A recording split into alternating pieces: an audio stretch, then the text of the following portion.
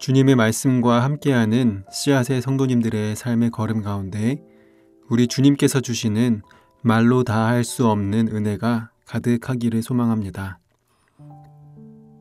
성령님의 임재와 도우심을 구하며 기도드리겠습니다.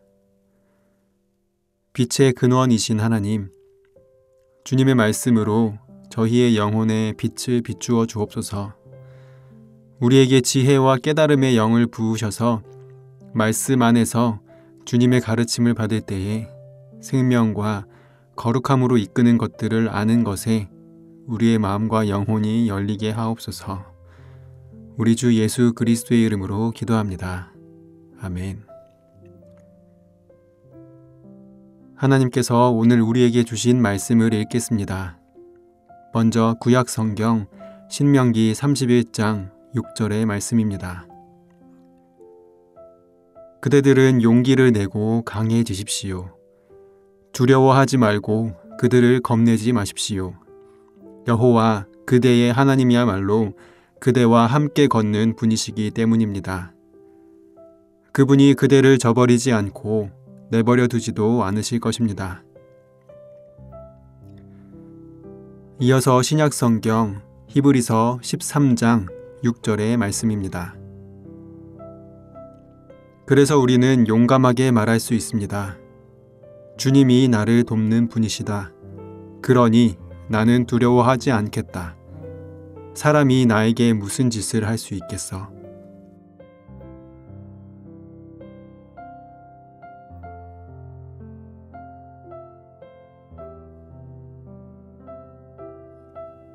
이번에는 순서를 바꾸어서 다시 한번 읽겠습니다. 그래서 우리는 용감하게 말할 수 있습니다. 주님이 나를 돕는 분이시다. 그러니 나는 두려워하지 않겠다. 사람이 나에게 무슨 짓을 할 수 있겠어? 그대들은 용기를 내고 강해지십시오. 두려워하지 말고 그들을 겁내지 마십시오. 여호와 그대의 하나님이야말로 그대와 함께 걷는 분이시기 때문입니다. 그분이 그대를 저버리지 않고 내버려 두지도 않으실 것입니다. 말씀을 읽고 마음에 와서 부딪히는 단어나 구절, 이미지를 묵상하며 말씀 앞으로 나아가겠습니다.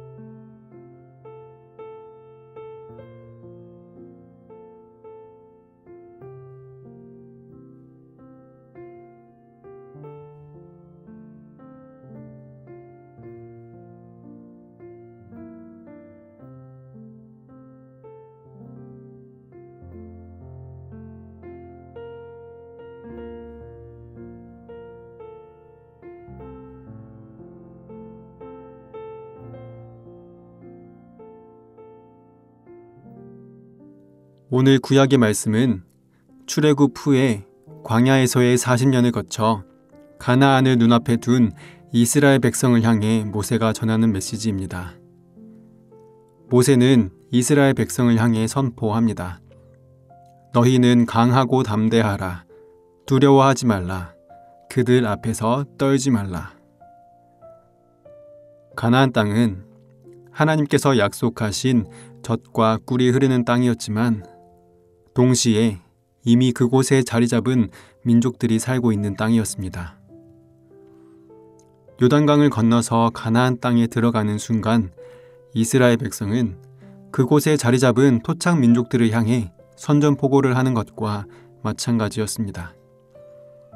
그렇기 때문에 모세는 그들에게 강하고 담대하라고, 다른 민족들 앞에서 떨지 말라고 선포하는 것입니다. 그런데 모세가 이스라엘 백성에게 그렇게 용기를 가지라고 선포할 수 있었던 근거는 무엇이었습니까? 이스라엘 백성이 아낙 자손들처럼 기골이 장대하고 일당백으로 잘 싸울 수 있는 전사들이어서 그랬을까요? 아니면 이스라엘 백성에게 당시 고대 근동 지방을 휩쓸 정도로 강력한 무기를 만들 수 있는 첨단 기술이 있어서였을까요? 그렇지 않습니다. 모세는 우리가 이렇게 강해서, 우리가 이런 좋은 민족이어서, 우리가 잘 싸워서, 그러니까 용기를 가지라 라고 말하지 않습니다. 여호와께서 이미 말씀하신 것과 같이 내 하나님 여호와께서 너보다 먼저 건너가사 이 민족들을 내 앞에서 멸하시고 내가 그 땅을 차지하게 할 것이며 여호수아는 내 앞에서 건너갈지라. 또한 여호와께서 이미 멸하신 아모리 왕 시혼과 옥과 및 그 땅에 행하신 것과 같이 그들에게도 행하실 것이라. 또한 여호와께서 그들을 너희 앞에 넘기시리니 너희는 내가 너희에게 명한 모든 명령대로 그들에게 행할 것이라.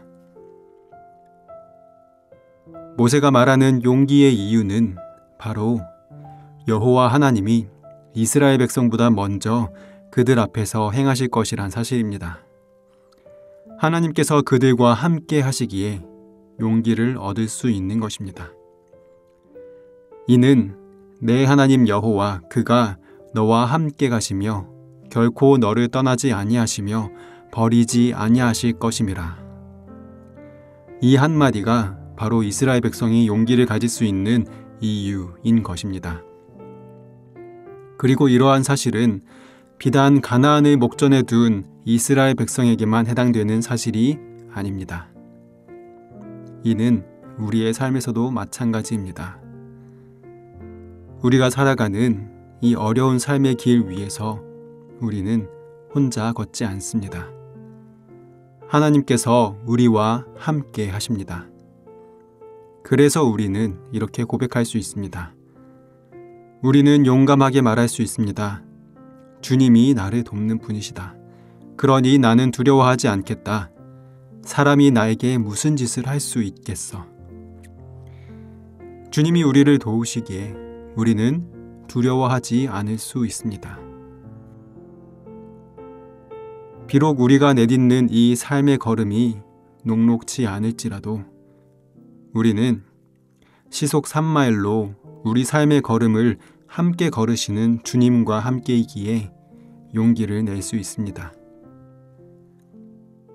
그 용기는 이스라엘 백성처럼 우리 삶을 가로막는 것들, 주님을 믿는 믿음의 길을 방해하는 여러 요인들에 대한 용기이기도 하지만 동시에 그 길에 서기 두려워하는 우리 자신에 대한 용기이기도 합니다. 믿음은, 신앙은 삶의 변화를 두려워하지 않는 용기를 필요로 합니다. 마치 젖과 꿀이 흐르는 가나안에 들어가는 것이 굉장한 용기를 필요로 하는 일이었던 것처럼 말입니다. 신앙이라는 것이 굉장히 복되고 아름다운 것이지만 그 삶을 신앙의 눈으로 바라보고 변화시켜 나가는 일에는 용기가 필요한 법입니다. 하지만 그 용기는 우리 자신에게서 오는 것이 아닌 우리와 함께 하시는 주님으로부터 옵니다. 주님께서 함께 하심으로부터 오는 용기가 우리 안에 가득합니다. 이제는 그 용기로 우리의 삶을 직면하고 그리스도인의 삶으로 한 걸음 나아가는 은혜가 있기를 소망합니다. 함께 기도하겠습니다. 우리 삶에 동행하시는 하나님, 저희는 연약하고 힘없는 존재입니다. 우리의 삶을 우리가 개척해 나가기 원하지만 실상은 그 삶을 직면하는 것이 두려울 따름입니다. 나라는 존재의 진실된 모습을 마주하는 것이 어려운 너무나 약한 사람입니다. 그러나 주님, 오늘 주님의 말씀으로 용기를 얻습니다. 주님께서 앞서 가신 길, 또한 지금 이 순간에도 동행하시는 그 길에서 우리 주님과 함께 있기에 한 걸음 내디딜 수 있는 용기를 가집니다. 이 용기를 통해 저희의 삶을 주님께서 원하시는 그리스도인의 삶으로 살아내게 하시고 그 삶의 길 위에서 한 걸음을 용기 있게 내디딜 수 있게 하옵소서.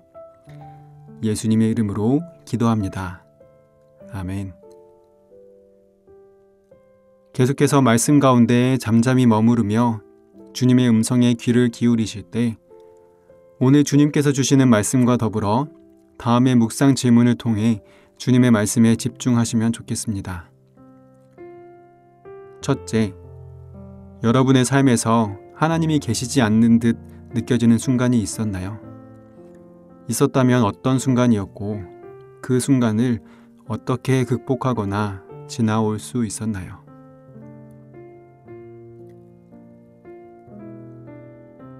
둘째, 여러분의 삶에서 하나님이 함께 하심을 느끼는 순간이 있었나요? 있었다면 어떤 순간이었고 어떤 용기를 얻을 수 있었나요? 이러한 질문과 말씀으로 주님의 음성에 귀 기울여 보겠습니다.